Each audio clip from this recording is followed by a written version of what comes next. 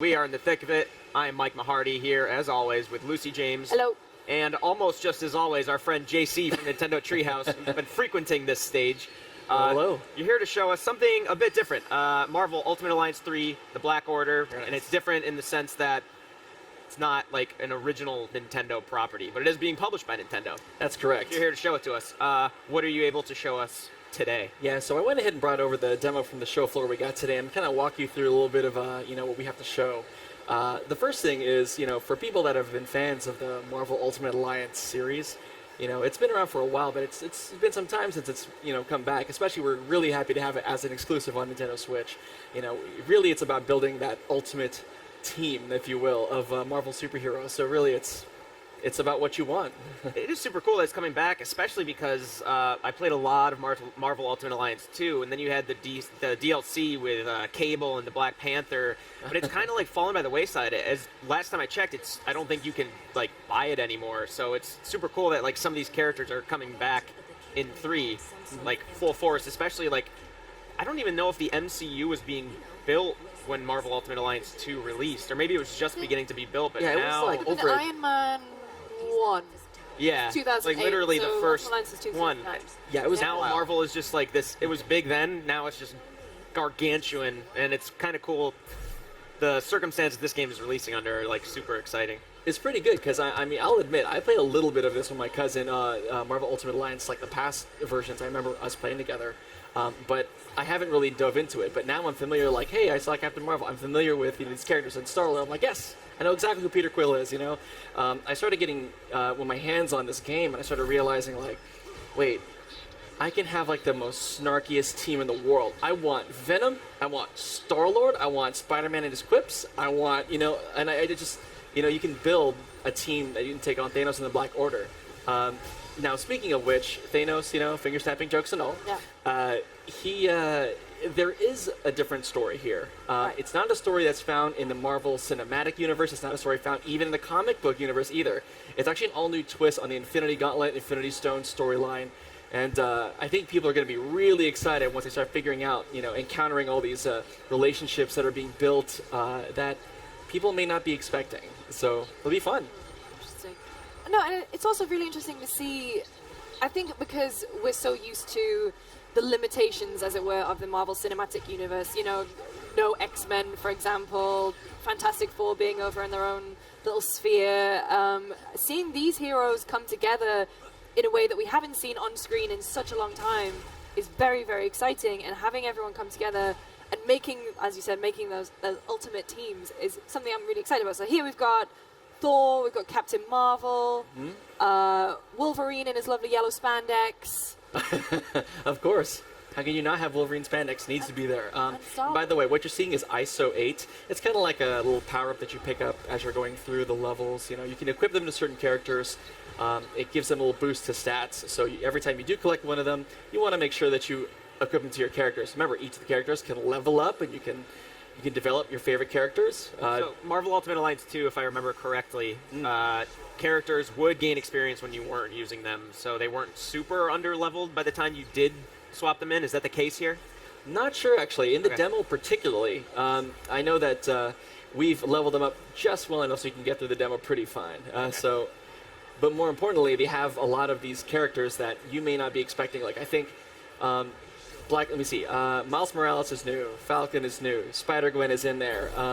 You have Rocket and Groot. Rocket and Groot is playable as a character. So, regardless, even though I will say that these characters are pretty buff, especially if you know how to play each one of them.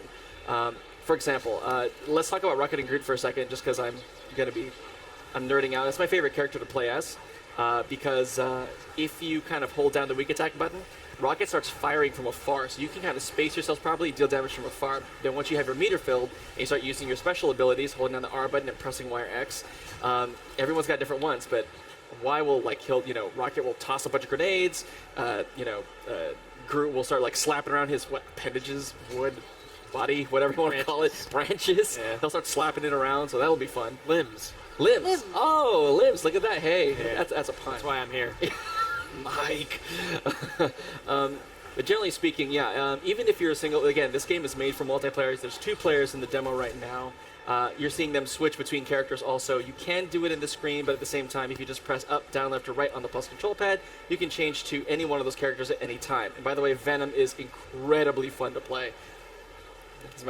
That's another one of my favorite characters. Who's your boy? It's so exciting. I mean, we've been talking about it, but like having X-Men, and like I think it was just yesterday that you did announce Fantastic Four are in it, if I'm not mistaken. Yes. And they're in it. It's Deadpool is in the same like at MCU as Spider-Man again. Like it's exciting. Like I wonder. It's funny when you look the Marvel Ultimate Alliance games. It's not like unappealing in a aesthetic sense, but like you look at it, especially you compare it to like Crystal Dynamics is making a more story focused, maybe if that narrative kind of driven, maybe more realistic take, as realistic as you can be with Marvel. And then this looks so arcadey, but it's funny. Like I wonder if that's kind of like such. It just fits with Marvel so well, as opposed to like something like a little that might not be as arcadey or kind of cartoony looking. Yeah, and I think that's one of the strengths of the Marvel franchise, in their IP. They're really good at diversifying, right? If you're into Marvel at all, there's a game for you. There's a comic book for you. There's a movie for you. And so, we're really excited to have, this representation of, hey, you know what? I need someone to play with. Take off the right side of the Joy-Con, hand to someone else, and boom, instant multiplayer. So, this is the kind of game that, again, I will be definitely having fun with my nieces and nephews and my cousins and my friends. I need someone to level up my Venom. Like, here, I'm going to play Thor, you do this. And it's also fun because, speaking of which, we started messing around with the combinations in the game. And apparently when you start picking different characters to be a part of your team, of your dream team, if you will, they have different affinities they can get. So, for example, if you... there's like an anti-hero affinity. If you start equipping a bunch of the people, or you select all the anti-heroes, you get a little bit of a bonus to like their attack and their defense, and they start getting buffs depending. Or if you select like all Avengers, you get like an Avenger bonus. So it's really fun to mess around with that. The varied skill sets, the ISOs. There's a lot of customization involved. So yeah, no shortage of having fun building whatever dream team you like to take on Thanos. So just for like background commentary, this mission we're seeing, it looks like Jessica Jones is kind of the quest giver, so to speak. Kind of. I mean, you have a couple of Jessica Jones is in there. I know that you see she's also talking with. Well, I don't want to spoil it just yet. You may see another character appear in a little bit. And I'm assuming Jessica Jones will eventually be part of your roster. Jessica Jones is an NPC in this particular demo. Gotcha. I can talk about other characters that may not be Yeah. in the demo. Like, let me see. We just announced Elsa Bloodstone. She's from, I think, what was it? Oh my gosh, why am I blanking? It's like, she has a certain team that she's a part of. Anyway, there's Elsa Bloodstone. We showed Ghost Rider. Ghost Rider is now new that we revealed yesterday. Who else? Trying to think. There's so many characters. I know that, like, for example, we already spoke about the X-Men and Fantastic Four, and what we announced yesterday was that if people are interested, and the DLC it's all DLC, it's exclusive pass, it's one price, 3 packs, and the first of those packs, it's like Marvel Knights, Fantastic Four, and X-Men, and the first of those packs will start releasing this fall. So if we're into more characters, there's going to be plenty. And it's going to keep expanding, but yeah, there's a lot. And Yeah. Are there going to be sort of alternate costumes for each character, or is it just a very specific look, era that each one is going for? We have nothing to announce at this time, but I will say their costumes are very nice. They are very. I love that Venom's tongue is always out. Why would it He's never be running out? around. I just like that he's running around, yeah. Oh man, one of the things that you'll probably start to notice is like you have these synergy attacks. We started to notice when you see these kind of bands tying these two characters together, almost like an arc. If you press the A button at the same time as both players, you'll initiate kind of like a team synergy attack.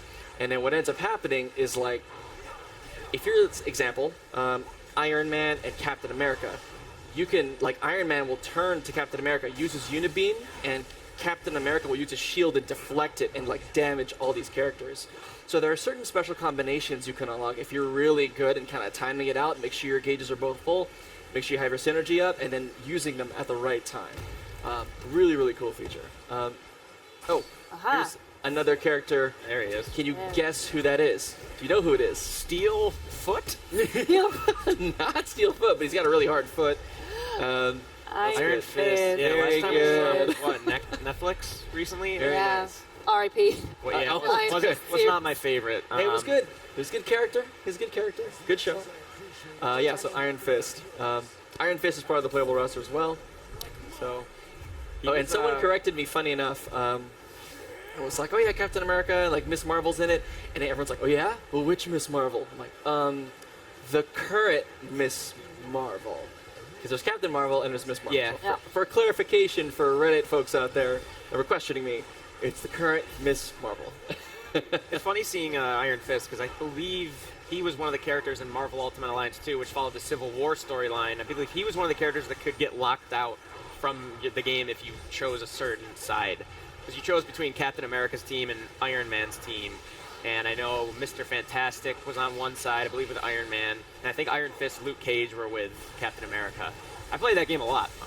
It sounds like you play the game a lot, because I'm like, I didn't play that The far. deepest cut. Yeah, no, I was just saying, Iron Fist reminds me of that. And I probably butchered some of that explanation, but And actually, what you're seeing here now is, you know, we have our superheroes fighting a team of, you know, of the Black Order, and oh, here's an Ultimate Alliance Extreme move. Everyone's using their Extreme move at the same time. A crap ton of damage. Can I say that? The Yeah. bottom right. And so, yeah, that's another way. So you press the L and R button at the same time. If one person's gauge is full, they'll use an Extreme attack. But if everyone starts, you know, has their gauge full, matching all of it, they combine all of their strengths and just start dealing incredible amounts of damage to everyone. That's really, really fun. don't know And if of course, changes depends on the loadout of what you're doing. Another cool thing to point out is the Stagger Gauge. Underneath the red stamina bar of your enemies, there's a purple gauge. If you reduce that gauge down to 0, they become stunned and dizzy like that. And once they're stunned, you can do even more damage to them. So what's really mean is I like to, this is so mean, I leave one of these guys for the very end. I Aw. save all of the extreme attacks, wait till I dizzy them, and just go, everyone, now! And we all just kind of, you know, let him have it. He kind of deserved it. He shouldn't have been standing there. you're a cruel person. Should have just pretended to be knocked out or something. So right now we've got 2 people playing. Yes, So 2 how people many overall? Is it up to 4? Yep, game can support up to 4 players over locally, as well as local wireless as well. So definitely one of those party, you know, couch co-op kind of games. And yeah, it's definitely easy to pick up and play. And here's a nice little splash screen of all the characters that are in the game.